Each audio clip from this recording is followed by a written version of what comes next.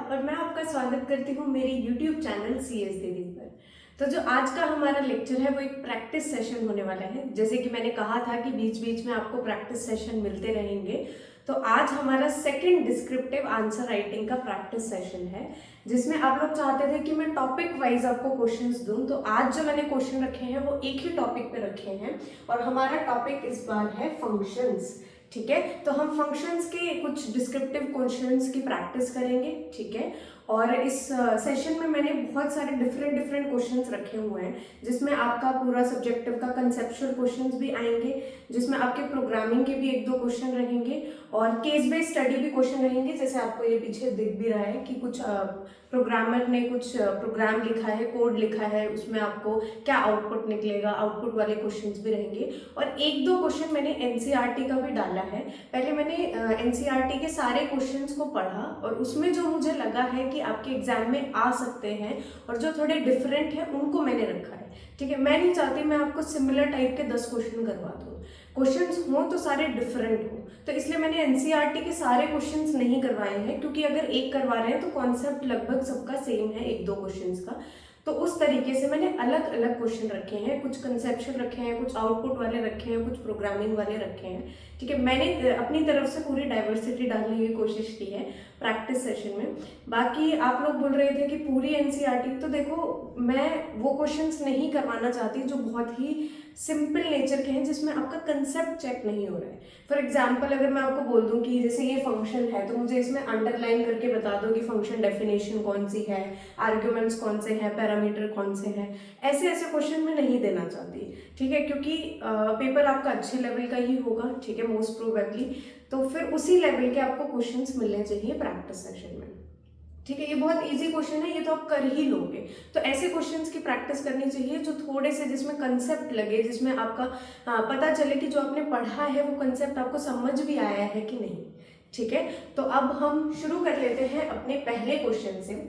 यहाँ पे देखो मैंने एक प्रोग्राम लिखा हुआ है। ठीक है, और ऊपर क्वेश्चन लिखा है प्रोग्रामर राइट फॉलोइंग कोड। ठीक है, ये उसने कोड लिख दिया है। हमें तीन चीजें बतानी है इस कोड के बारे में। पहला क्या बताना है कि इसका आउटपुट क्या रहेगा। ठीक है, दूसरा ये जो मैंने x और y आपको क्या दिए हैं, आर्ग्यूमेंट्स दिए हैं फंक्शन के, फंक्शन कॉल करते टाइम ये दोनों डिफरेंटली बिहेव कर रहे हैं। हम जब इस प्रोग्राम को देखेंगे तो आपको समझ आएगा कि कैसे डिफरेंटली बिहेव कर रहे हैं। तो हमें बताना है कि क्यों कर रहे हैं, और लास्ट में इसके पीछे क्या कंसेप्ट इन्वॉल्व है ये आपको बताना है।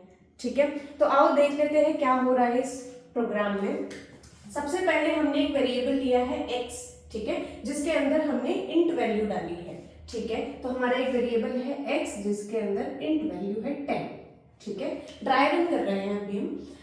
फिर मैंने एक y वेरिएबल लिया है जो कैसा है, लिस्ट टाइप का है। तो एक y वेरिएबल भी मेरे पास है जिसमें दो एलिमेंट्स हैं 1 और 2।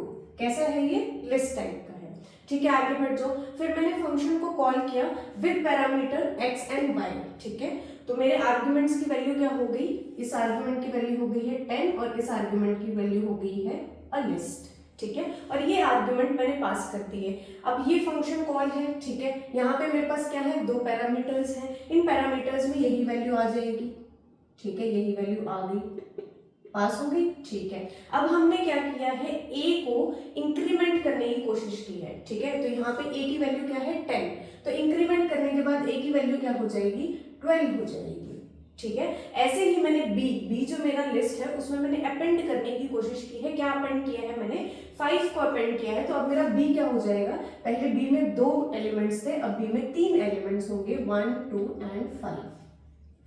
ठीक है, अब आ जाओ, जो आपका फंक्शन है वो खत्म हो गया, तो एग्जीक्यूशन कहाँ आ जाएगा, आपका फंक्शन कॉल पे आ जाएगा। अब देख लो, अब हम प्रिंट क्या करवा रहे हैं, हम x को प्रिंट करा रहे हैं और y को प्रिंट करा रहे हैं।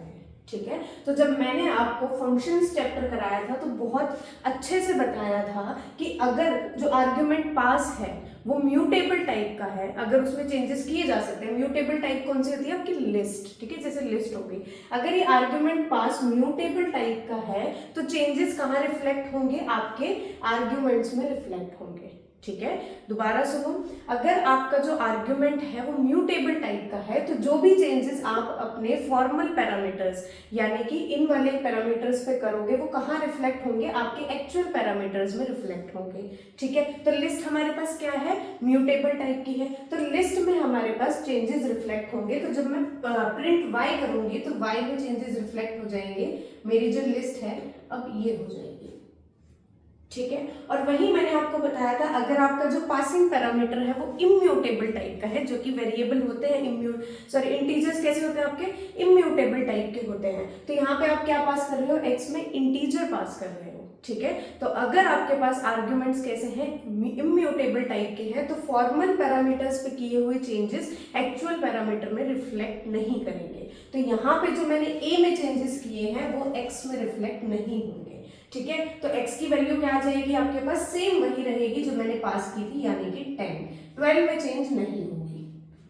ठीक है, इतना समझ आ गया। तो आउटपुट आपके पास क्या रहेगा, जब आप x प्रिंट करो आउटपुट आपके पास ये आ जाएगा, क्योंकि आप x प्रिंट करोगे तो 10 प्रिंट होगा। ठीक है, जो उसकी प्रीवियस वैल्यू थी, और y प्रिंट करोगे तो यही होगा जो आपने मॉडिफाई की है, वो मॉडिफाइड वैल्यू आपकी आउटपुट में आ जाएगी।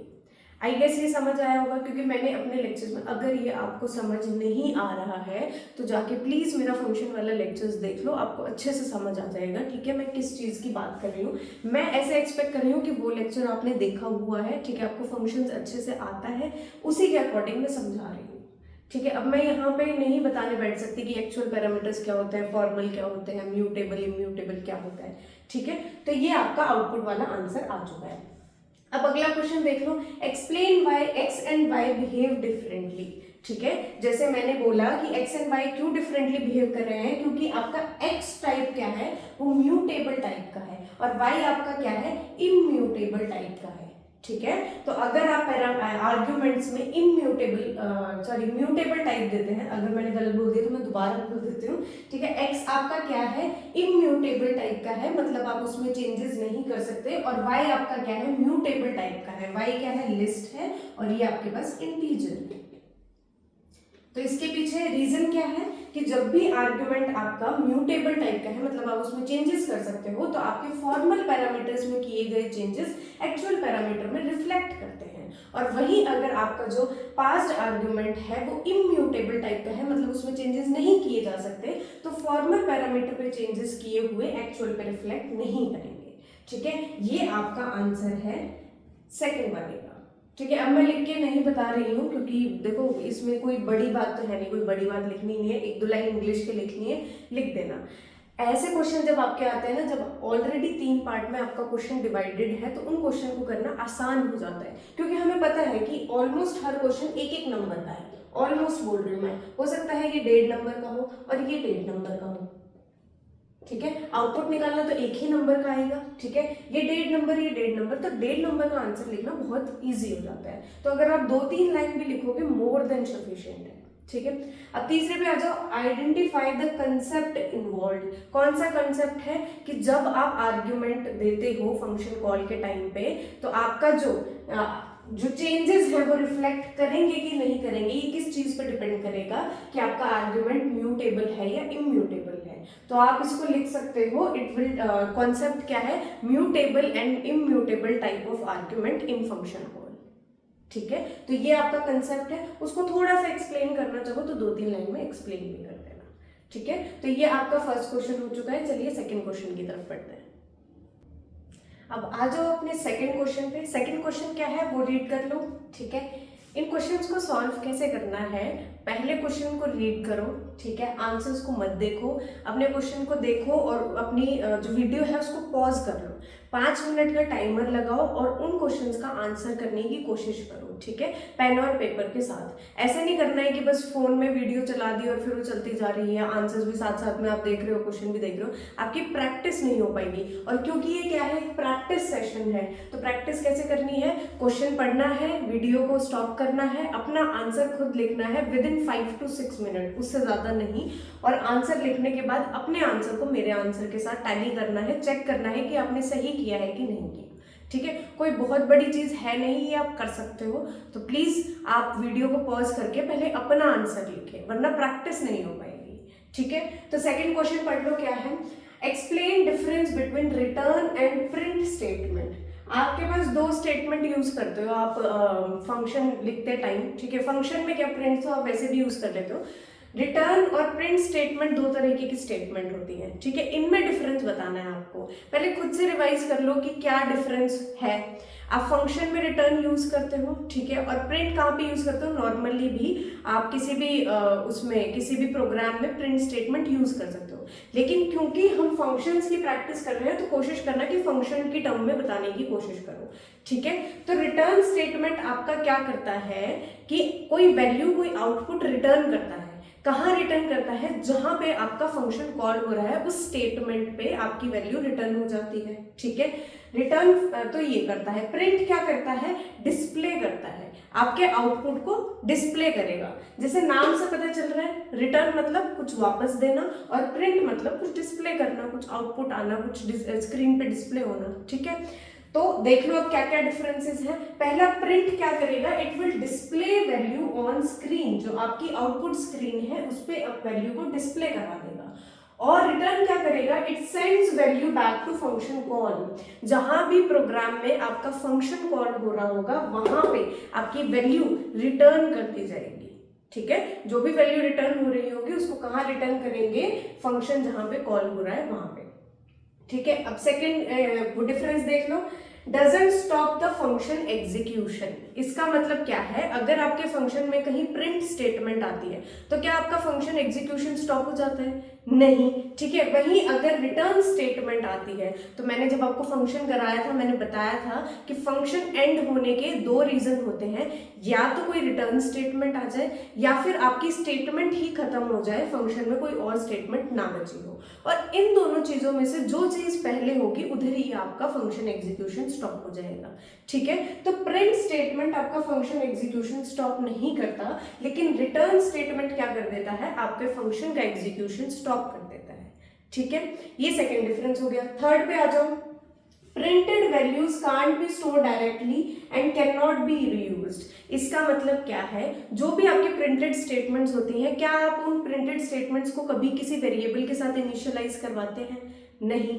तो आप किसी वेरिएबल को अपनी प्रिंटेड स्टेटमेंट को इनिशियलाइज नहीं करवा सकते, ठीक है। तो अपनी प्रिंटेड वैल्यूज को कहीं स्टोर नहीं कर सकते, और स्टोर नहीं कर सकते तो आप उसको रीयूज भी नहीं कर पाओगे। अगर आपकी कोई वैल्यू किसी वेरिएबल में किसी जगह पे मेमोरी में स्टोर ही नहीं है तो आप उसको रीयूज कैसे करोगे, ठीक है। लॉजिकल। अब यहां देख लो, रिटर्न में क्या होता है? रिटर्न वैल्यू को आप किसी भी वेरिएबल में स्टोर करवा सकते हो। They can be stored in any variable and hence they can be reused, ठीक है। फर्दर कोई कैलकुलेशन करनी है या कभी भी प्रोग्राम में वो वेरिएबल यूज करना है तो आप वेरिएबल की हेल्प से अपनी रिटर्न वैल्यू को यूज कर सकते हैं, ठीक है। अब चौथा डिफरेंस देख लो। Multiple values can be printed using comma but are not stored in tuple. ये डिफरेंस मैंने क्यों दिया है? याद करो, आप रिटर्न जब आप करते हो, रिटर्न वैल्यू करते हो तो आप मल्टीपल वैल्यूज को भी रिटर्न कर सकते हो। मैंने आपको फंक्शन वाले लेक्चर में पढ़ाया है, ठीक है। तो वो मल्टीपल वैल्यूज कैसे रिटर्न होती है? टपल की फॉर्म में रिटर्न होती है, ठीक है। इतना तो आपको पता है। तो यहाँ पे आप मल्टीपल वैल्यूज को रिटर्न कर सकते हो इन फॉर्म ऑफ टपल, ठीक है। बट अगर आपको मल्टीपल वैल्यूज प्रिंट करानी है तो वो कैसे होंगी? कॉमास की हेल्प से प्रिंट तो हो जाएंगी लेकिन आप उनको टपल में स्टोर नहीं कर सकते, ठीक है। यहाँ पे बाय डिफॉल्ट क्या होगा? आपकी रिटर्न वैल्यू किस में स्टोर हो जाएगी? टपल में स्टोर हो जाएंगी। तो ये डिफरेंस है प्रिंट और रिटर्न स्टेटमेंट के बीच में, ठीक है। और आप एक और चीज यहाँ पे कर सकते हैं। देखो 4 मार्क्स के लिए वैसे आप 5 मिनट का टाइमर लगाओ। अगर आपसे इतना ही लिखा जाता है तो वेल एंड गुड। अगर आपके पास टाइम बच जाता है तो आप एक और चीज कर सकते हो, आप एक एग्जाम्पल दे सकते हो, ठीक है। एक प्रोग्राम लिख सकते हो छोटा सा, जिसमें एक जगह आप प्रिंट का यूज दिखा सकते हो, एक जगह आप रिटर्न स्टेटमेंट को यूज कर सकते हो। या फिर अगर टाइम कम है तो एक ही प्रोग्राम लिख लो, उसमें ही प्रिंट स्टेटमेंट दे दो, एक रिटर्न स्टेटमेंट दे दो, एक फंक्शन लिख लो, ठीक है। उसमें पहले कुछ प्रिंट करवा लो और फिर कोई वैल्यू रिटर्न कर दो। तो दोनों का डिफरेंस अच्छे से समझ आ जाएगा एक ही एग्जाम्पल में, ठीक है। तो ये चीज आप कर सकते हो जब आपको रिटर्न और प्रिंट स्टेटमेंट का डिफरेंस पूछा जाए, ठीक है। ये हो गया आपका सेकेंड क्वेश्चन। अब थर्ड क्वेश्चन पे आ जाओ। पढ़ लो क्या क्वेश्चन है। How is built in function POW, ठीक है, एक बिल्ट इन फंक्शन होता है POW, वो कैसे डिफरेंट है एक और फंक्शन होता है मॉड्यूल के, मैथ मॉड्यूल के अंदर, जो कि सेम नेम का होता है। ठीक है, अब आप बोलोगे मैम सेम नेम के दो फंक्शन हो सकते हैं? हाँ बिल्कुल हो सकते हैं। ये क्या है, एक बिल्ट इन फंक्शन है, ठीक है, और ये क्या है, एक मॉड्यूल के अंदर फंक्शन है। तो दोनों का स्कोप क्या हो गया, डिफरेंट हो गया है।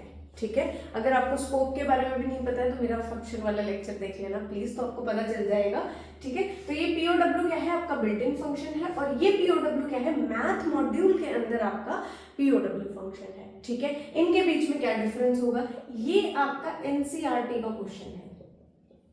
ठीक है, ये क्वेश्चन मैंने आपकी NCERT में से लिया है, तो एक बार अभी क्वेश्चन पढ़ लिया आपने, अब वीडियो स्टॉप करो और अपना आंसर लिखो। ठीक है, मैं अभी आपको आंसर बता देती हूँ। देखो, एक तो मैंने जैसे बोल दिया कि एक POW क्या है, बिल्ट इन फंक्शन है। तो अगर एग्जाम में कभी ऐसा हो ना कि आपको क्वेश्चन नहीं भी आता, तो बहुत सारे पॉइंट्स ना आप अपने प्रीवियस नॉलेज के साथ लिख सकते हैं। अगर मुझे यहाँ नहीं भी पता है कि POW क्या करता है और ये वाला POW क्या करता है, मुझे ये पता है कि यहाँ पे लिखा है ये बिल्ट इन फंक्शन है, तो अगर बिल्ट इन फंक्शन है तो मुझे किसी इंपोर्ट स्टेटमेंट की जरूरत नहीं होगी। ठीक है, किसी मॉड्यूल को मुझे इंपोर्ट करने की जरूरत नहीं पड़ेगी। ठीक है, नो इंपोर्ट ऑफ मॉड्यूल, यहाँ पे कोई मॉड्यूल इंपोर्ट नहीं होगा, आप सीधा सीधा अपने फंक्शन को यूज कर सकते हो। अब यहाँ देखो, क्योंकि ये मैथ मॉड्यूल का फंक्शन है, तो यहाँ पे क्या होगा, आपको मैथ मॉड्यूल को इंपोर्ट करना पड़ेगा। ठीक है, और आप इंपोर्ट स्टेटमेंट कहाँ लिखते हो, स्टार्टिंग ऑफ द प्रोग्राम में लिखते हो इंपोर्ट मैथ। ठीक है, अब दोनों का सिंटैक्स देख लो। जो आपका बिल्ट इन POW फंक्शन है उसमें आप 3 आर्ग्यूमेंट्स दे सकते हो। ठीक है, ये POW फंक्शन भी आपका पावर निकालता है, ठीक है, लेकिन थोड़ा डिफरेंट है इस वाले से।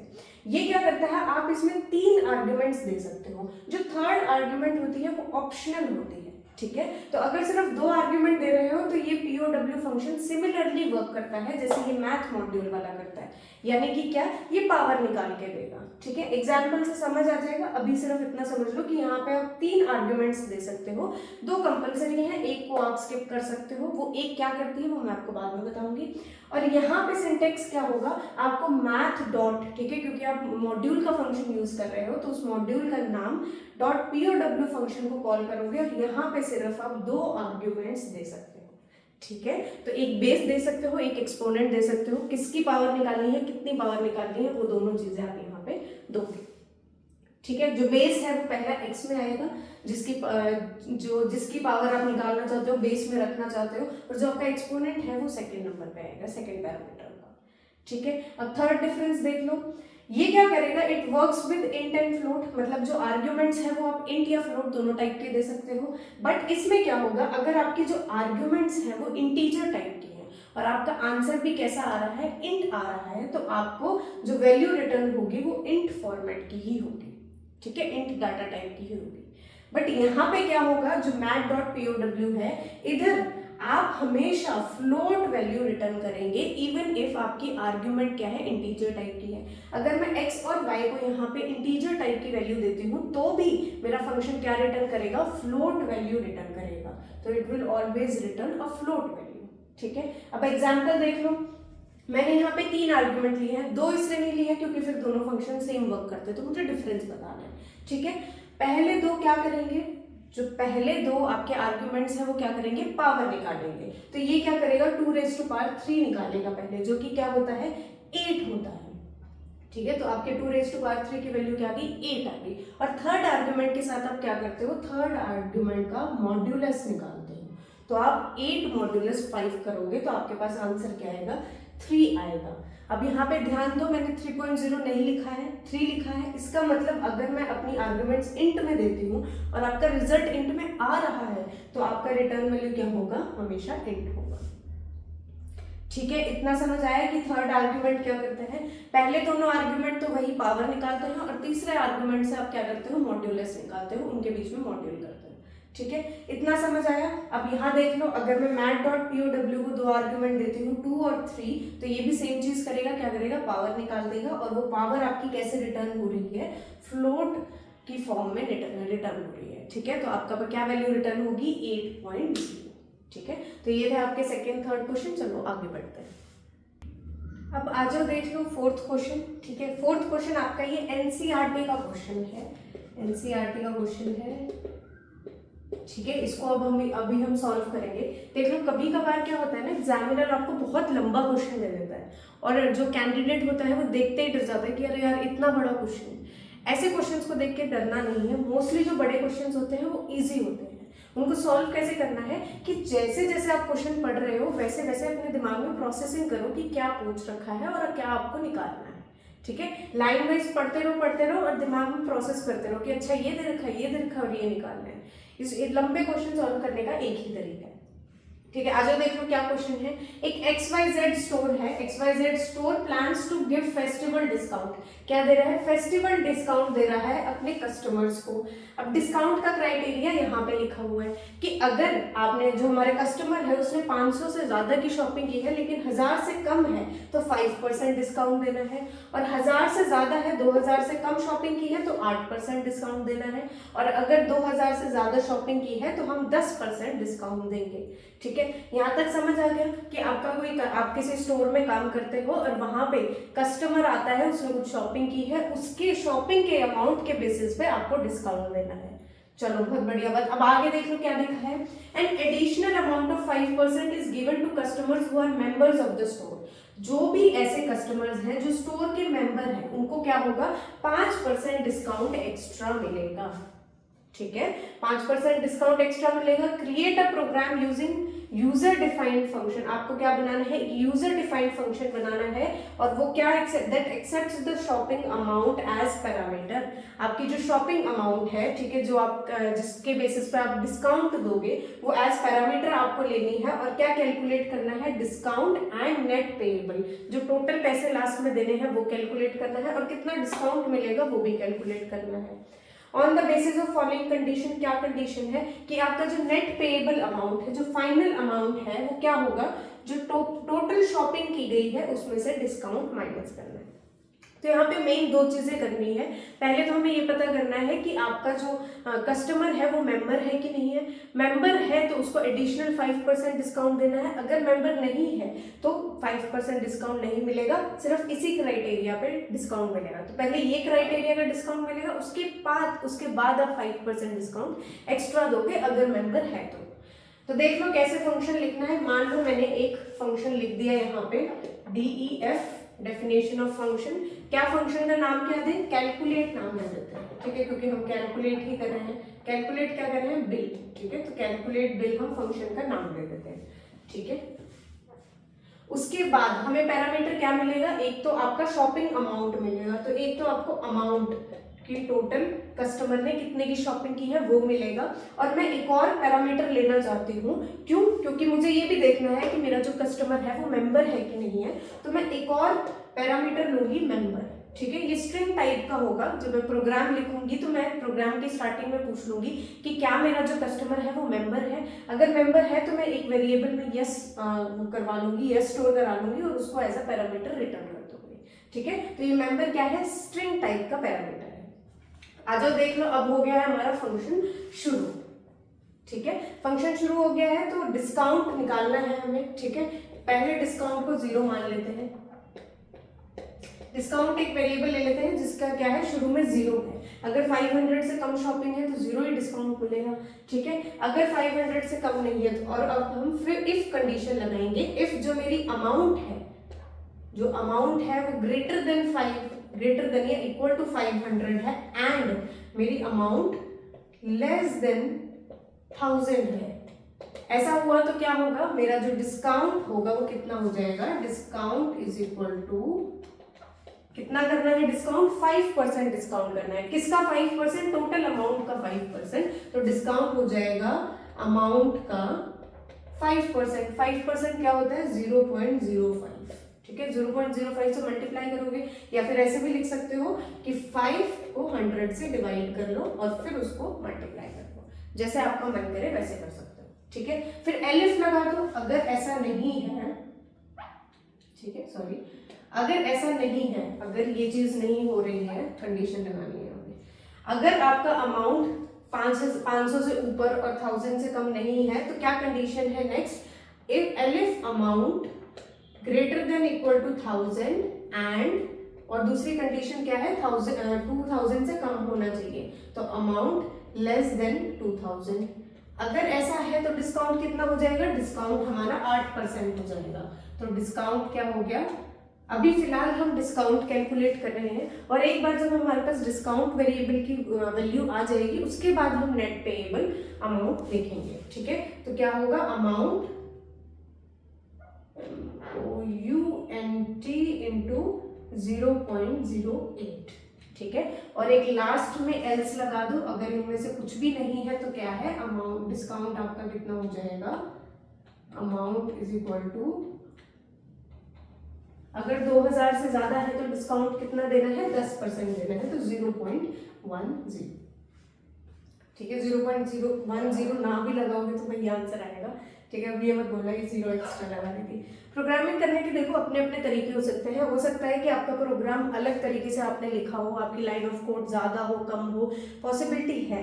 ठीक है, तो हर प्रोग्रामर का अपना प्रोग्राम लिखने का तरीका अलग होता है, बाकायदा बस वो सही होना चाहिए। ठीक है, तो ये आपने यहाँ तक आपने क्या कर दिया, डिस्काउंट कैलकुलेट कर दिया, जो भी डिस्काउंट है आपका वो कैलकुलेट कर लिया।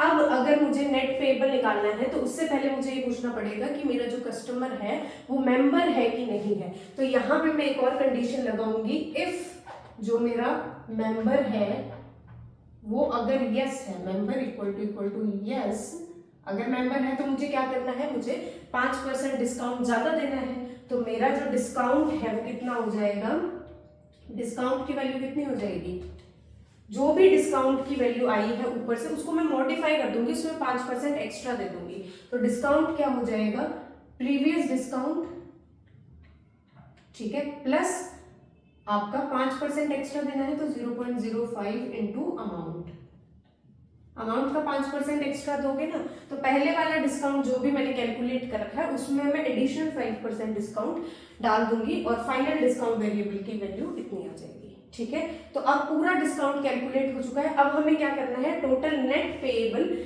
वैल्यू पता करनी है। ठीक है, तो हम यहाँ पे कर देंगे, एक वेरिएबल ले लेते हैं नेट। ठीक है, जो नेट पेएबल बता रहा है आपको, तो नेट पेएबल आपका कितना होगा, अमाउंट माइनस डिस्काउंट। ठीक है, जो भी आपका अमाउंट था उसमें से आप डिस्काउंट माइनस कर दोगे तो ये आपका नेट हो जाएगा। ठीक है, और हमें रिटर्न क्या करना है, दो चीजें करनी है, डिस्काउंट और जो आपका नेट पेएबल है वो। तो यहाँ से हम रिटर्न कर देंगे कि भाई नेट रिटर्न करना है, और एक और रिटर्न करना है, यहीं पे लिख दो, यहाँ पे लिखोगे तो टपल की फॉर्म में होगा। ठीक है, वेरिएबल नीचे दो वेरिएबल ले लेना, प्रोग्राम लिखते टाइम दो वेरिएबल ले लेना। मैंने आपको क्या बताया था, जब मल्टीपल वैल्यूज रिटर्न होती है तो टपल की फॉर्म में होती है। अगर आपको टपल की फॉर्म में नहीं करवाना है तो प्रोग्राम में दो वेरिएबल ले लेना। ठीक है, जैसे आप अनपैकिंग करते हो टपल की वैसे। ठीक है, और अमाउंट और डिस्काउंट को मैं नीचे दो वेरिएबल में, जहां पे मैं प्रोग्राम लिखूंगी वहां पे रिटर्न कर दूंगी। ठीक है, तो ये आपका फंक्शन बनके तैयार हो गया। देखो अभी मेरे पास जगह नहीं है, वरना मैं मेन प्रोग्राम भी आपका लिख देती। मेन प्रोग्राम में क्या करना है, दो चीजें करनी है, एक तो मेंबर की वैल्यू बतानी है। ठीक है, आपको पहले पूछना है कि क्या आपका जो कस्टमर है वो मेंबर है कि नहीं है। अगर मेंबर है तो मैं एक वेरिएबल ले लूंगी, मान लो x में मैं यस डलवा लूंगी। ठीक है, और उस x को एज आर्ग्यूमेंट यहाँ पे पास कर दूंगी। और दूसरा मैं ये पूछूंगी कि टोटल अमाउंट कितना है। ठीक है, वो अमाउंट की वैल्यू भी मेरे को पता होनी चाहिए।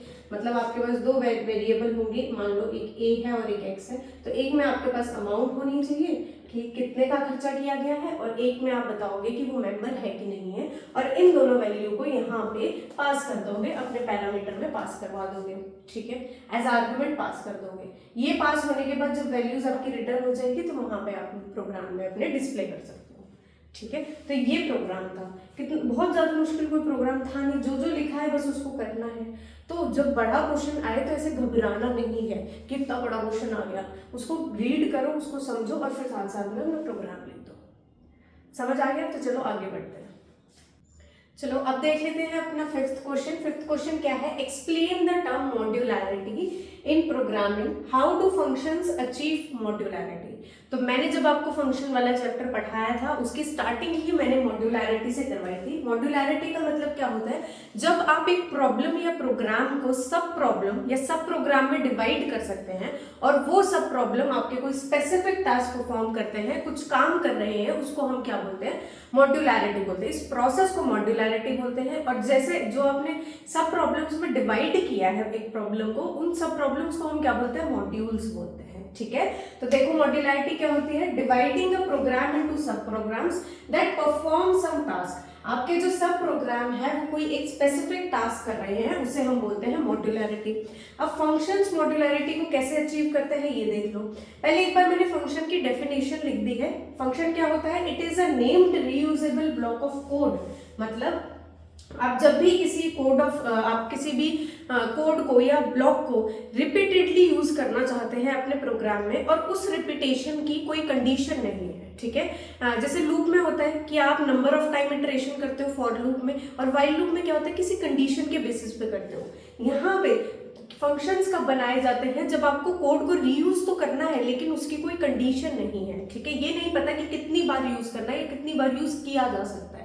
तो जब भी आपको कोई ऐसा कोडिंग लिखनी है जो बार बार आपके प्रोग्राम में यूज हो तो आप फंक्शंस का यूज करते हैं।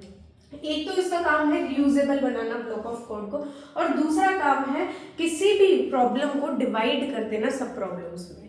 अब आपका फंक्शन एक कोई स्पेसिफिक टास्क कर रहा है, ये आपने मान लिया एक स्पेसिफिक टास्क कर रहा है, तो उस स्पेसिफिक टास्क को आप अपने दूसरे प्रोग्राम से थोड़ा डिफरेंट कर सकते हैं, थोड़ा अलग कर सकते हैं। तो अगर आपके पास कोई दो प्रोग्रामिंग के लोग हैं, ठीक है, दो बंदे हैं जो प्रोग्रामिंग कर सकते हैं, तो आप एक को अपना मेन प्रोग्राम लिखने के लिए दे सकते हो, एक को फंक्शन लिखने के लिए दे सकते हो, ठीक है, और बाद में फंक्शन को इंक्लूड कर सकते हो अपने प्रोग्राम में। तो इससे क्या होता है, पहले देख लो डेफिनेशन क्या होती है। Functions are named reusable block of code that performs a specific task. एक स्पेसिफिक टास्क परफॉर्म करते हैं, सेम जैसे मॉड्यूल्स करते हैं। मॉड्यूल्स को हम फंक्शन भी कह देते हैं, ठीक है।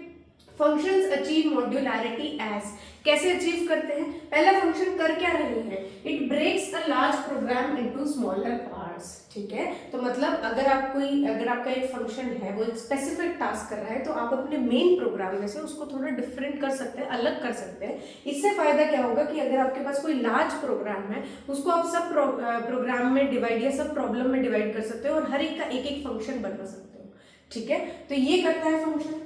दूसरा मैंने बताया रीयूजेबिलिटी ऑफ कोड, ठीक है। आप एक कोड को मल्टीपल टाइम्स, जितने भी टाइम्स आप रीयूज करना जो है उतने टाइम कर सकते हैं, ठीक है। It improves readability.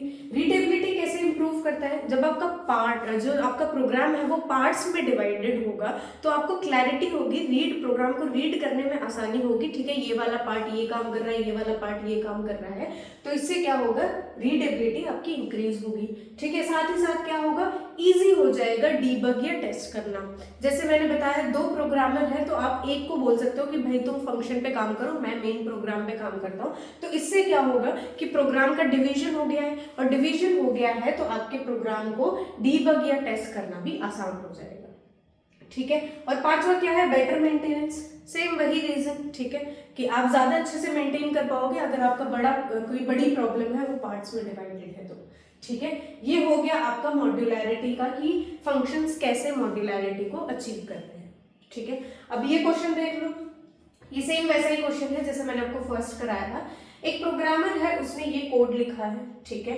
अब कोड में क्या है, आपने एक वेरिएबल डिफाइन किया है x = 5 सबसे ऊपर, ठीक है। तो ये वेरिएबल आपका क्या होगा, ग्लोबल वेरिएबल हो जाएगा, इसका स्कोप क्या होगा, ग्लोबल होगा, ठीक है। फिर एक फंक्शन लिखा है और उस फंक्शन को कॉल किया है अपने मेन प्रोग्राम में। जब मैं फंक्शन को कॉल कर रही हूँ, फंक्शन के अंदर मैं क्या करना चाहती हूँ, मैं इस ग्लोबल वेरिएबल की वैल्यू चेंज करना चाहती हूँ, ठीक है। तो मैंने x = x+1 कर दिया और फिर उस x को प्रिंट करा दिया, ठीक है। तो क्या ये प्रोग्राम वैलिड है पाइथन में, क्या जो मैं करना चाहती हूँ अपने ग्लोबल वेरिएबल को मॉडिफाई करना चाहती हूँ, एक से बढ़ाना चाहती हूँ, क्या ये यहाँ पे हो पाएगा, नहीं हो पाएगा। क्या रीजन है इसका, जब मैंने आपको फंक्शन पढ़ाया था और बताया था कि ग्लोबल स्कोप के वेरिएबल्स कौन से होते हैं, लोकल स्कोप के वेरिएबल कौन से होते हैं, तो मैंने आपको अच्छे से बताया था कि अगर किसी लोकल ब्लॉक में, ठीक है, किसी लोकल ब्लॉक में आपका फंक्शन क्या है, एक लोकल ब्लॉक है। अगर आप किसी लोकल ब्लॉक में ग्लोबल वेरिएबल को मॉडिफाई या इनिशियलाइज करने की कोशिश करते हो तो वो ग्लोबल वेरिएबल पे कुछ चेंजेस नहीं करता, वो ये सोचता है कि ये मेरा अपना ही वेरिएबल है, ठीक है। तो क्या करता है, लोकल स्कोप में एक नया वेरिएबल बना देता है। इसको ऐसे समझो कि जब भी असाइनमेंट स्टेटमेंट आएगी, ठीक है, जब भी ऐसा कोई स्टेटमेंट आएगी तो क्या होगा, ये बोल देगा कि भाई ये अपने लोकल स्कोप में चेक करेगा, ठीक है। लोकल स्कोप में क्या होगा कि ऐसा कोई वेरिएबल एग्जिस्ट ही नहीं करता, एक्स तो आपके पास लोकल स्कोप में है ही नहीं, ठीक है। तो आप किसी भी ग्लोबल वेरिएबल को लोकल ब्लॉक में यूज नहीं कर सकते। अगर आप यूज करोगे विद असाइनमेंट ऑपरेटर तो वो क्या करेगा, वो उसको लोकल वेरिएबल समझेगा। अगर ये वैल्यू मान लो, अगर मैं x इज इक्वल टू यहाँ पे अभी के लिए मैं x इज इक्वल टू 7 कर देती हूँ, तो क्या होगा, आपकी जो ये x की 5 वैल्यू जो आप ग्लोबल रखना चाहते हो ये ओवरराइट हो जाएगी, मतलब ये x इज इक्वल टू 5 खत्म हो जाएगा। समझ आई बात? तो जैसे ही मैं ग्लोबल वेरिएबल को नई वैल्यू असाइन करूंगी तो मेरी पिछली वाली ओवरराइट हो जाएगी। आपका जो ये x इज इक्वल टू 7 है वो एक लोकल वेरिएबल की तरह ट्रीट किया जाएगा, ठीक है। और अभी मैं क्या कर रही हूँ, मैं इस x को 1 से इंक्रीमेंट कर रही हूँ, ठीक है। तो जब भी x आएगा, ये असाइनमेंट से स्टेटमेंट आएगी तो क्या आ जाएगा, मेरे पास एरर आ जाएगा कि x आपके पास डिफाइंड ही नहीं है, ठीक है। There is no x present in your block या फिर प्रोग्राम। इसका मतलब क्या है, आप ग्लोबल वेरिएबल को लोकल स्कोप में यूज नहीं कर सकते। अगर करोगे तो वो असाइनमेंट ऑपरेटर के साथ करने की कोशिश करोगे तो क्या होगा, या तो वो वैल्यू ओवरराइट हो जाएगी, ठीक है, आपके जो ग्लोबल वेरिएबल की जो वैल्यू है वो ओवरराइट हो जाएगी। और अगर आप ऐसे असाइन करते हैं तो ये बोल देगा कि भाई मेरे पास तो एक्स प्रेजेंट ही नहीं है, एक्स वैल्यू मेरे पास है ही नहीं, ठीक है। तो क्या है, क्वेश्चन देख लो, इज अबव प्रोग्राम करेक्ट, ठीक है, जो मैंने प्रोग्राम लिखा है क्या वो करेक्ट है, नहीं। इसमें एरर आ जाएगा कि आपका x जो है वो अनडिफाइंड है, x आपके पास अवेलेबल ही नहीं है, ठीक है। Correct the above program if incorrect, हाँ भाई इनकरेक्ट है तो इसको करेक्ट कैसे कर सकते हैं। मैंने आपको बताया था कि एक ग्लोबल स्टेटमेंट होती है, ठीक है, उस ग्लोबल स्टेटमेंट को यूज करके आप क्या कर सकते हो, ये जो आपके पास प्रॉब्लम आ रही है कि आप ग्लोबल वेरिएबल को लोकल ब्लॉक में यूज नहीं कर सकते, ये प्रॉब्लम आपके पास नहीं आएगी। तो मुझे क्या करना है, मुझे x को ग्लोबल बना देना है, ग्लोबल स्टेटमेंट के साथ यूज करना है। अब अगर मैं x is equal to x plus 1 करती हूँ तो मेरा यहाँ पे क्या प्रिंट हो जाएगा, वैल्यू प्रिंट हो जाएगी 6, आउटपुट 6 आ जाएगा, ठीक है। तो क्या किया हमने, ग्लोबल स्टेटमेंट का यूज करके अपने जो वेरिएबल है उसको ग्लोबल बना लिया, और ग्लोबल बनाते ही अब हम अपने ग्लोबल वेरिएबल को लोकल ब्लॉक में यूज कर सकते हैं, ठीक है, असाइनमेंट ऑपरेटर के साथ यूज कर सकते हैं। अब कोई दिक्कत नहीं आएगी, वैल्यू क्या हो जाएगी, 1 से इंक्रीमेंट हो जाएगी, ठीक है, समझ आ गया। आइडेंटिफाई द कॉन्सेप्ट इन्वॉल्व, कौन सा कॉन्सेप्ट इन्वॉल्व है, ग्लोबल स्टेटमेंट का कॉन्सेप्ट इन्वॉल्व है यहाँ पे, ठीक है। तो मैंने आपको बताया था कि अगर आप किसी ग्लोबल वेरिएबल को लोकल ब्लॉक में यूज करेंगे इन असाइनमेंट ऑपरेटर तो क्या होगा, या तो उस वेरिएबल की वैल्यूज जो है वो ओवरराइट हो जाएंगी, या फिर वो जो वेरिएबल की वैल्यू है वो मॉडिफाई होंगी ही नहीं, क्योंकि आपका जो x है वो एग्जिस्ट ही नहीं करेगा ब्लॉक में, ठीक है। इतनी बात समझ आई? तो देखो अब आगे चलते हैं, अगला प्रोग्राम देखते हैं। अब देखो ये नेक्स्ट क्वेश्चन देखो, ये भी एक प्रोग्रामिंग का क्वेश्चन है, ठीक है। बहुत इंटरेस्टिंग क्वेश्चन लगा मुझे, इसलिए मैंने सोचा कि ये आपको डालना चाहिए आपके प्रैक्टिस सेशन में। देखो यहाँ पे क्या है, 2 फंक्शन है, एक आउटर फंक्शन और उसके अंदर एक और फंक्शन है जिसका नाम है इनर, ठीक है। इनर के अंदर आप कोई वैल्यू रिटर्न कर रहे हो, ठीक है, और फिर इधर भी आउटर के अंदर भी आप कोई वैल्यू रिटर्न कर रहे हो, और यहाँ से आपका मेन प्रोग्राम शुरू हो रहा है। तो चलो ट्राई रन करते हैं, अपना प्रोग्राम कहाँ से शुरू होगा, यहाँ पे, ठीक है। फ्लो ऑफ एग्जीक्यूशन कैसे होता है, मैंने आपको flow of execution of function में बताया है कि सबसे पहले ये चेक होती है जो आपके फंक्शन की डेफिनेशन है, ठीक है।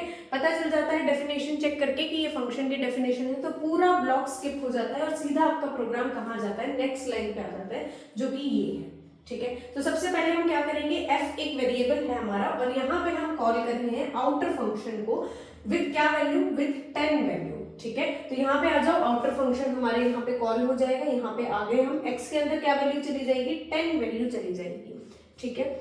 अब नीचे आओ, अब यहाँ पे भी सेम चीज होगी, ठीक है। फंक्शन को एग्जीक्यूट कब करना है, जब फंक्शन कॉल होता है। यहाँ पे हमारे पास क्या है, फंक्शन की डेफिनेशन है, यहाँ पे कॉल नहीं हुआ है फंक्शन, तो ये क्या हो जाएगा, ये ब्लॉक हमारा स्किप हो जाएगा, ठीक है, क्योंकि फंक्शन एग्जीक्यूट कब होगा, जब कॉल होगा, तो ये फंक्शन हमारा स्किप हो जाएगा। हम यहाँ पे क्या करेंगे, रिटर्न इनर, ठीक है, तो जो मेरा इनर फंक्शन है उसको मैं रिटर्न कर दूंगी, ठीक है, ये मेरा कहाँ रिटर्न हो जाएगा, इस स्टेप पे रिटर्न हो जाएगा। तो एफ में क्या वैल्यू आ चुकी है, मेरे इनर फंक्शन की वैल्यू आ चुकी है, ठीक है, मेरा इनर कहाँ रिटर्न हो गया, एफ में रिटर्न हो गया, ठीक है। अब नेक्स्ट स्टेटमेंट में मैंने क्या किया है, प्रिंट किया है एफ को, एफ क्या है मेरा इनर, ठीक है, और इनर के अंदर मैंने क्या आर्गुमेंट दी है, 5 दी है, तो मेरा क्या फंक्शन कॉल हो रहा है, इनर फंक्शन कॉल हो रहा है, ठीक है। अब ये यहाँ चला जाएगा और वही y की वैल्यू क्या आ जाएगी, 5 आ जाएगी, ठीक है। और जब अब आप रिटर्न करोगे x प्लस वाई, तो फंक्शंस में क्या होता है कि जब कोई आउटर फंक्शन एग्जीक्यूट हो रहा है और उसके अंदर एक और कोई इनर फंक्शन है, तो इनर फंक्शन आउटर फंक्शन की वैल्यूज को रिमेंबर कर लेता है, याद कर लेता है, इसे बोलते हैं क्लोजर प्रॉपर्टी। दोबारा सुनना कि इनर फंक्शन जो है वो आउटर फंक्शन की वैल्यूज को रिमेंबर कर लेता है, याद कर लेता है, और इसी को हम क्या बोलते हैं, क्लोजर प्रॉपर्टी बोलते हैं। तो अब जब मैं रिटर्न कर रही हूँ x प्लस वाई, तो x की वैल्यू क्या थी 10 और y की वैल्यू क्या है 5, तो क्या रिटर्न हो जाएगा मेरे पास, क्या प्रिंट हो जाएगा, 15 प्रिंट हो जाएगा, ठीक है। वैसे तो आपकी जो ये क्लोजर प्रॉपर्टी है फंक्शन की, ये सिलेबस में नहीं है, लेकिन ये आउटपुट क्वेश्चन तो स्टिल आ सकता है, ठीक है। तो मेरे को ये अच्छा लगा इसलिए मैंने आपको करा दिया। यहाँ पे देख लो क्लोजर प्रॉपर्टी क्या होती है, closure occurs when an inner function, जो आपका इनर फंक्शन है, remembers the variable of outer function, जो आपके आउटर फंक्शन है उसके वेरिएबल्स को याद रखता है, even after outer function has finished executing, मतलब आपका आउटर फंक्शन भले ही एग्जीक्यूशन उसका स्टॉप हो चुका है, एग्जीक्यूशन खत्म हो चुका है, तब भी उसके वेरिएबल को इनर फंक्शन याद रखता है, ठीक है। इस प्रॉपर्टी को क्या बोलते हैं, हम क्लोजर प्रॉपर्टी बोलते हैं। तो इस तरह का कोई क्वेश्चन आए तो आपको पता होना चाहिए कि वेरिएबल जो भी है, ये पिछले जो आउटर फंक्शन है उसके वेरिएबल्स को भी ये याद रखेगा, रिमेंबर करेगा, क्योंकि फंक्शन के अंदर फंक्शन है, ठीक है, नेस्टेड फंक्शन। इतना समझ आ गया। अब चलो आगे बढ़ते हैं। 8th क्वेश्चन देख लो क्या है, What happen when a function contains multiple return statement या return values? तो मैंने आपको फंक्शन पढ़ाते टाइम बताया था कि एक फंक्शन मल्टीपल वैल्यूज भी रिटर्न कर सकता है, और जब वो मल्टीपल वैल्यूज रिटर्न करेगा तो उस वैल्यूज को लेने के 2 तरीके हैं।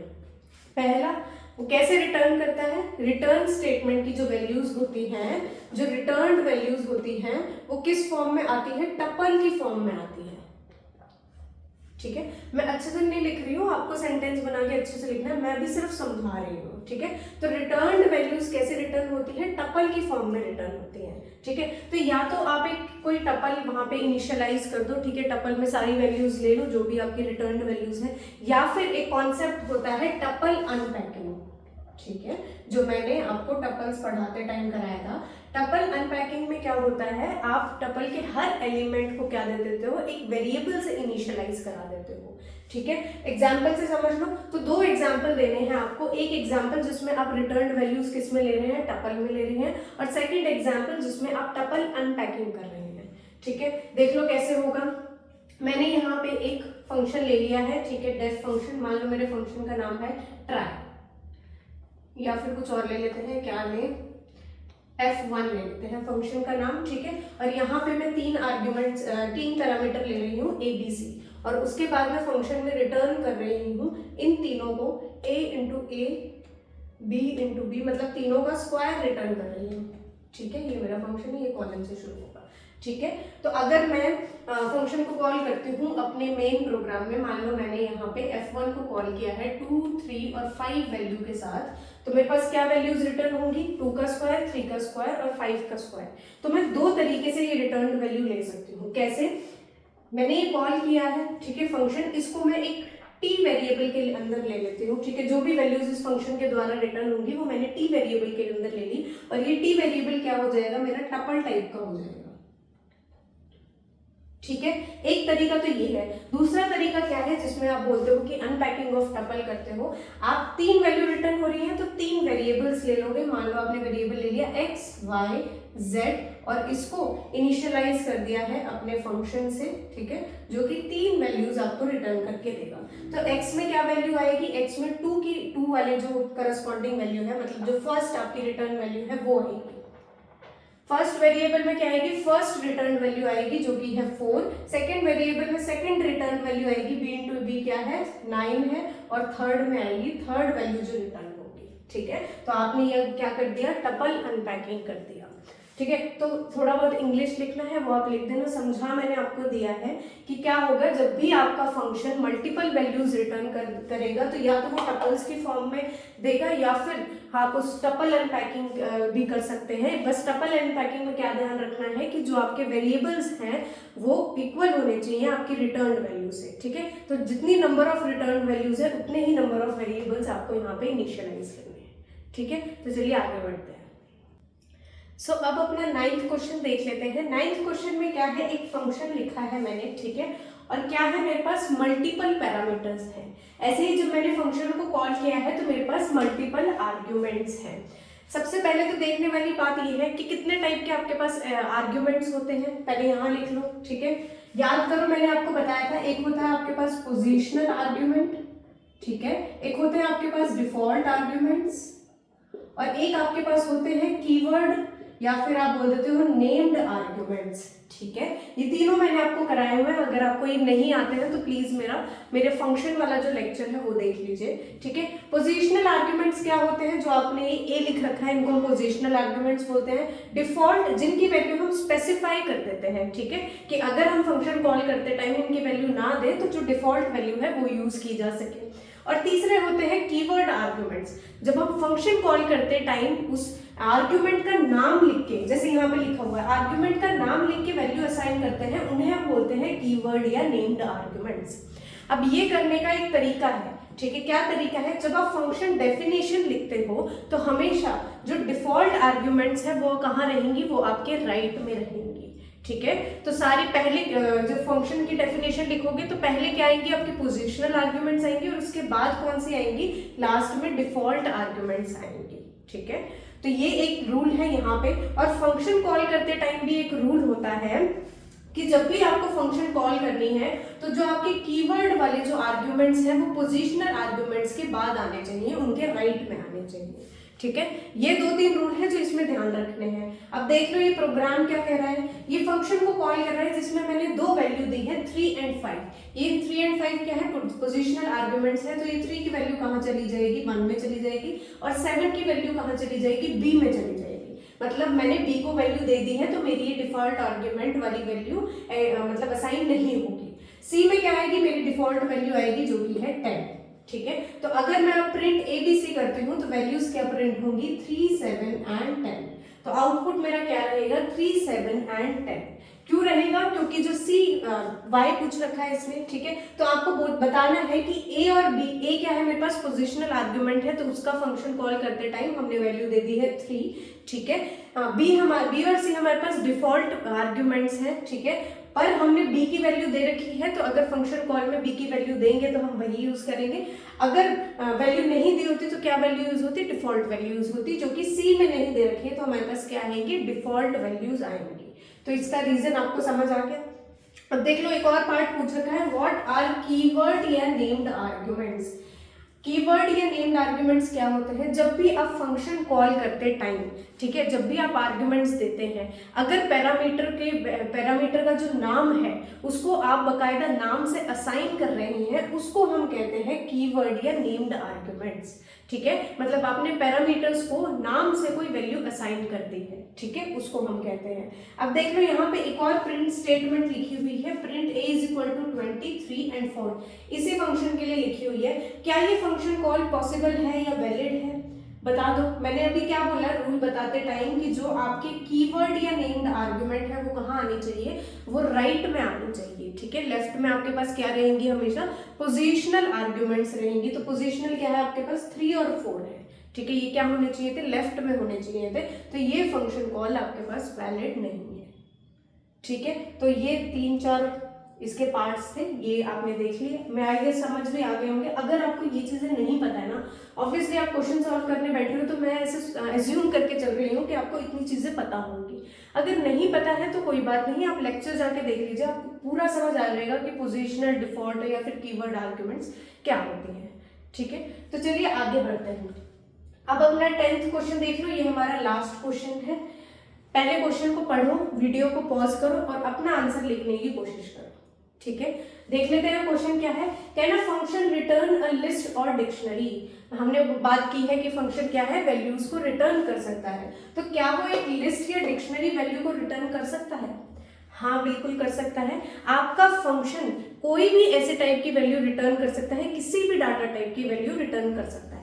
मैंने जब आपको फंक्शन वाला चैप्टर पढ़ाया था तो मैंने आपको बताया था कि आपकी रिटर्न वैल्यूज क्या क्या हो सकती हैं। कोई भी लिटरल हो सकती है, कोई भी वेरिएबल हो सकती है, इवन आप किसी भी एक्सप्रेशन को अपनी रिटर्न कर सकते हैं। एक्सप्रेशन को, पूरी एक्सप्रेशन को रिटर्न कर सकते हैं। ठीक है, तो देख लो यहाँ पे क्या लिखा है। Yes, a function can return a list और डिक्शनरी। बिल्कुल सही बात है। Python can return any data type. ठीक है, किसी भी डाटा टाइप है, be it tuple, be it list, be it dictionary, कोई भी डाटा टाइप है उसको रिटर्न कर सकता है। किस किस किस फॉर्म में रिटर्न कर सकता है? 3 फॉर्म्स में रिटर्न कर सकता है। या तो वो लिटरल हो, ठीक है, या फिर वेरिएबल के फॉर्म्स में, यानी कि आप टपल को कोई वेरिएबल का नाम दे देते हैं और फिर वेरिएबल को रिटर्न करते हैं तो भी आप कर सकते हैं। या पूरे के पूरे टपल या पूरे के पूरे इंटीजर को रिटर्न करना चाहते हैं तो भी कर सकते हैं। और साथ ही उस टपल्स को या टपल या डिक्शनरी को एक्सप्रेशन में यूज करके भी रिटर्न कर सकते हैं। तो इन 3 फॉर्म्स में आप वैल्यू रिटर्न कर सकते हैं। एग्जाम्पल देख लो, मैंने एक फंक्शन बनाया है नंबर, उसके अंदर मैंने एक नंबर लिस्ट ली है, ठीक है, उसको रिटर्न करवा दिया है। और यहाँ पे जब मैं एग्जीक्यूशन करूंगी तो मेरी लिस्ट क्या हो जाएगी? प्रिंट हो जाएगी। इसका मतलब आपके फंक्शन लिस्ट वैल्यू को क्या कर सकता है? रिटर्न कर सकता है। साथ में आप एक और एग्जाम्पल ले सकते हैं डिक्शनरी का, क्योंकि हमसे लिस्ट और डिक्शनरी दोनों पूछा है। तो एक एग्जाम्पल आप अपना डिक्शनरी का भी दे सकते हैं अगर आप चाहते हैं कि और बड़ा आंसर लिखें। ठीक है, तो ये थे कुछ 10 क्वेश्चन जो मुझे लगा कि वो एग्जाम्स में आ सकते हैं, ये एग्जाम्स के तरीके से यूजफुल है, तो मैंने आपको दे दिए हैं। ठीक है, अगर आप यहाँ तक सेशन में बने हुए हो तो इसका मतलब आपने पूरा सेशन देखा है। अगर आपको ये प्रैक्टिस सेशन पसंद आया हो तो लाइक ज़रूर कर देना, क्योंकि उसी से मुझे मोटिवेशन मिलती है और ऐसे प्रैक्टिस सेशन बनाने की, ऐसे वीडियोज़ बनाने की। तो लाइक ज़रूर कर देना, चैनल को सब्सक्राइब कर देना, ताकि आगे आने वाले सेशंस की नोटिफिकेशन आपको मिलती रहे, जो कि मैं जल्द ही डालती रहूँगी। टाइम टू टाइम मैंने सोचा है कि प्रैक्टिस सेशन देना है और डालनी है उनकी वीडियोस। ठीक है, और आप चाहते हैं तो मेरा टेलीग्राम चैनल भी ज्वाइन कर सकते हैं, जिसका लिंक मैंने आपको डिस्क्रिप्शन में दिया है। आज के लिए बस इतना ही। Thank you so much.